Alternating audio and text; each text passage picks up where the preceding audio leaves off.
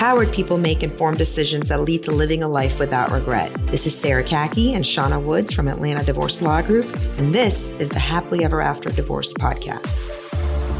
Welcome to another episode of the Happily Ever After Divorce Podcast. I am Sarah Kaki with the Atlanta Divorce Law Group, and I'm joined by Shauna Woods.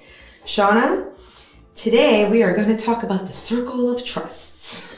Yes, we are. The trust circle. What is the trust circle? The trust circle. Fokker. Fokker, what is the Meet trust the parents. So very similar, actually, to people who understand that reference with Meet the Parents is, are you or are you not in the circle of trust?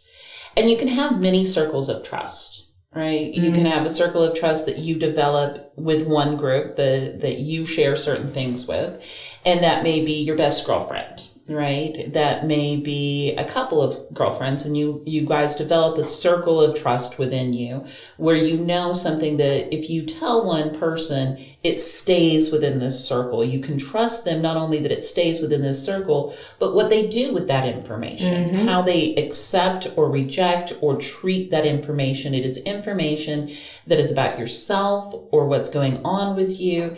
And developing trust circles are extremely important, right? And it can be a family trust circle, right? Where you've developed, your husband and you have a trust circle, right? And because I know you and I trust you and we talk about a lot of things, I know your husband is in your circle of trust. And by default, then, he's also an extenuated in my circle of trust. Right. Right. But that doesn't always reciprocate to he trusts you as something, therefore it naturally comes to me. Right. But knowing that the two of you have this relationship, I understand that you trust him, therefore something I may say does go to him. Right. And knowing Hashem the way I do, I am perfectly comfortable with that circle of trust. I wouldn't necessarily say that about all people who trust either their spouse or someone else with information, right? Right. So I have to be very circumspect about if I'm sharing with one person who's in their circle of trust. Right. So it's not just I have picked a good circle of trust of people. The next level thinking is who's in the circle of trust of my people's circle of trust, because I should expect that whatever I share will travel to another circle. And there are times when, you guard yourself and say, this is between us. Right. Right. How much does that translate between a married couple? Yes. Right. How much is that? Do you expect it? How much do you not expect it? Obviously, between the two of us, you're the married one. Yes. When you develop a circle of trust, do you always let your girlfriends know, or are they always expecting to understand that things they share with you will automatically, not that you tell everything, but that they automatically be included with your husband? I think my closest friends do. Yeah. They expect that if they're sharing something with me, it is going to make it to Hashem. Doesn't mean it always does make it to Hashem. Right. If it's something that would possibly impact Hashem and I or our family, it will make it to Hashem. Sometimes girlfriends just need to talk, right? They need to be able to vent. They need to be able to let out. And I don't need to that's a lot of sometimes information to go run to my husband with, right? But I think it is good practice for anybody who is sharing information with somebody else, especially when they're going through big life transitions like the ones our clients are dealing with, to understand that you share something with your circle of trust, expect it to travel within their circle of trust as well. And I think that kind of, when you are in friendships, in relationships, if the more people can know about these things about you, the freer the relationship becomes, right? Like one of the reasons you and I have such a easy flowing relationship in work and in friendship is the fact that we have shared so many parts of our operation manual This Right. is Sarah Kaki's operation manual. I know what Shauna Woods' operation manual is. So that allows a lot more freedom in this friendship for it to grow, for it to move, for it to accomplish together. So part of my operation manual is there's not much there's probably nothing I keep from my husband. Right. That creates a level of freedom in this friendship of expectation, right? Because expectations can kill relationships. But if we can be honest about it, then, and be clear about it, that can really create a lot more freedom and ease in a relationship. And there are, like I said, there are several people who that is the relationship that they have with their spouse. I think when I start questioning their relationship, not yours, obviously, like I said, we're very comfortable in sharing things. My knowing that it's going to be shared with your husband. There are other people whose spouses I wouldn't want them to be shared with.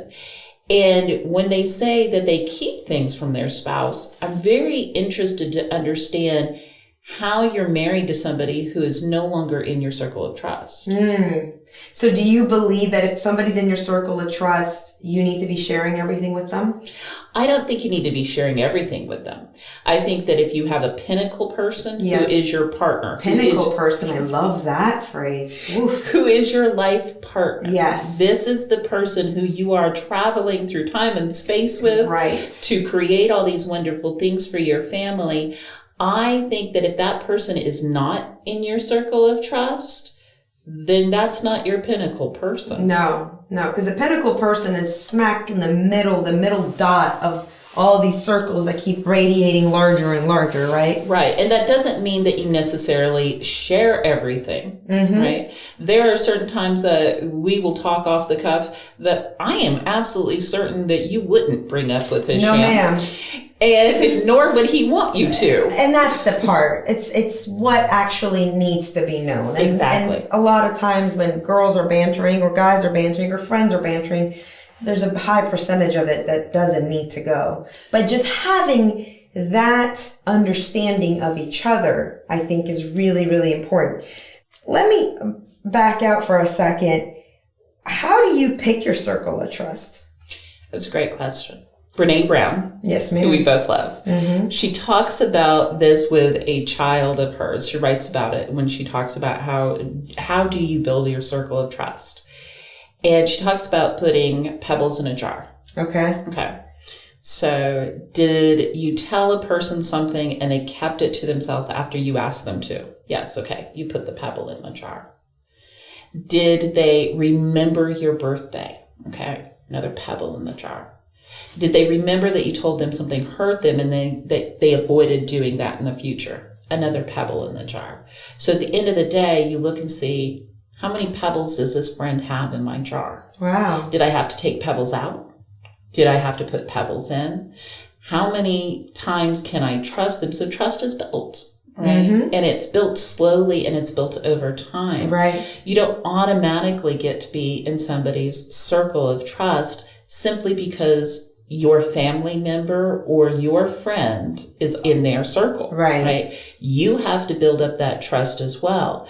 So when a new person comes involved, like say you've got a new partner coming in with a friend that you've developed this trust circle with, and this new partner automatically wants to be included, I sometimes back away from that friend and filter some of the things I say to them to test out what's the trust level over here. Okay. Right.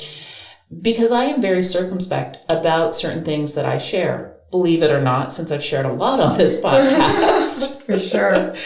But there are certain things that I keep very inner circle. Right. So are you the type of person who trusts people until they prove you otherwise? Or it sounds like you're nodding your head. No, you're more like you have to earn it. And then you're in there. You have to earn it and then you're in there. And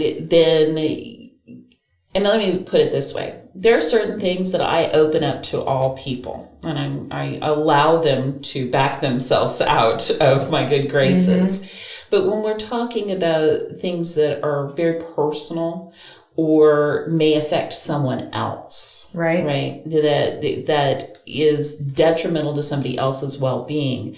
It's a very tight circle. Yeah. And you really have to earn your way in there. And I think it's important, right? And you have a pinnacle person. Mm-hmm. I don't necessarily have a pinnacle person Right. that I share everything with. So I am very cautious about my inner circle. Right. So when you're talking about this, I was thinking about my circle of trust, just even outside of Hisham. And, I have my closest, dearest friends who pretty much get everything, pretty close to Hisham almost. Not complete to Hisham's level, but almost. And then outside of that, I would say the criteria I use to decide, is this something I share with this person or not, is it something that I need somebody to do something about? Because sometimes you just need to talk, right? And you don't need anybody to tell you the solution, tell you here's what you should do, or fix it for you. You just need somebody to sort of unload, And then I'm very intentional about sharing it with somebody that I feel safe with. Yes. What does safe mean? It means not feeling judged from the things you're saying, not this person allowing you to have a different feeling about everything you're describing today. Because I may feel A about it right now while I'm hot. Tomorrow when I've cooled down, I may feel B. Will you give me enough room to switch? Will you give me room to transition out of this and make that okay? That's a huge criteria for me in my circle of trust. And then if it is something that I'm having a hard time with, let's say I'm having a hard time with raising my daughter, are you going to judge my child? Mm-hmm. Will you leave room to understand that I am a standard mom raising a daughter who's also trying to learn her way versus judging the parties that are in my, storytelling at the moment? I think these are big, big safety issues for me when I'm just wanting to share and unload my heart. Outside of that, if I'm going for advice, then I think it's very important to be clear on your criteria of who are you getting advice from. We so often use our mentors in the wrong way. Not every one of your mentors, because hopefully most of us have had more than one, are equipped to give you advice on all things you need advice on, right? I remember when I was little, I asked my dad, when you were fleeing Iran and taking us with you out of the country, who'd you ask? Who'd you talk to? Did you tell anybody? Who mentored you through this decision? He said, I barely talked to anybody. I think he might have talked to a couple of people. And I was like, did you talk to this family member, that family member? Did you talk to your dad? And he goes, no. And I go, why not? He goes, none of them had ever done it. They had never done that. And you have to be very careful about who you choose to go pick advice from when you're trying to set out to accomplish something or when you're trying to solve an issue or a problem. Doesn't mean that they're not looking out for your best interest. Out of their kindness of their heart, they may actually stand in the way of something that could be life-changing for you. Probably 99% of the people my dad could have shared this information with, that I'm about to take my family, sell everything, get rid of all of our family belongings and heirlooms, and make them into refugees in a foreign land that we don't speak the language of. They would have been like, are you out of your mind? But you have to really be thoughtful about your circle of trust given what it is you're trying to accomplish. If it's just sharing for the sake of sharing, that's one thing. Then it's a matter, I think, of safety, personal safety and emotional safety, really, more than anything, giving you room as a human to be flawed when you need to share like that. But when it's out to accomplish something, like I'm thinking about getting a divorce. Right. Like I'm thinking about moving my family. You have to be so thoughtful about who are you going to get that advice from. When I was leaving the first law firm I was working for, I went to my uncle, one of my uncles, and I said, I've put in my resignation. I'm going to go start my own firm. And he looked at me and he said, of course they'll take you back if things don't work out, right? And I have to tell you, those are dangerous words. Yeah. And this is why my dad taught me, when an idea is fertile and when a thought is fertile, guard it, be protective over it, be secretive with it. Be very thoughtful about who you share it with, because when it's fertile, it's not that viable yet, and somebody could squash it with their love. My uncle had nothing but love. He was truly concerned, right? We've worked so hard to get these children to this country so that they can have a steady paycheck and earning and a W-2, and you're throwing it all away to go start a business when you don't have to and take all this risk? Will they take you back? And of course, I look up to my uncle and I love him so much. So I'm thinking in my head, oh my God, what have I done? And it built all this doubt in me. And that's the danger of not picking that circle carefully. You've said a lot of really amazing things in those stories. Now, first, when we talk about circle of trust, you have different circles of trust, right? And knowing which circle to go to for what particular thing. And sometimes that circle may be only you. Yes. Right. And sometimes that circle is only you, not only for the mental and emotional well-being, but in your case or your father's case, very well life and death at certain for sure parts, and protecting the people that you need to protect. Right. Right. Sometimes it's, I'm not sharing this with you because I'm protecting you. Yes. And sometimes it has to be because I am protecting me. Yes. But regardless, you always have to develop that circle of very close people who can be honest with you and call you to task, but never use it against you. And a circle that also is willing to say, you know what? I'm not an expert on this. Yeah. That's a huge person. Absolutely.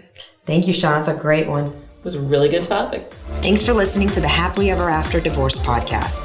If you'd like to learn more, go to atlantadivorcelawgroup.com/resources.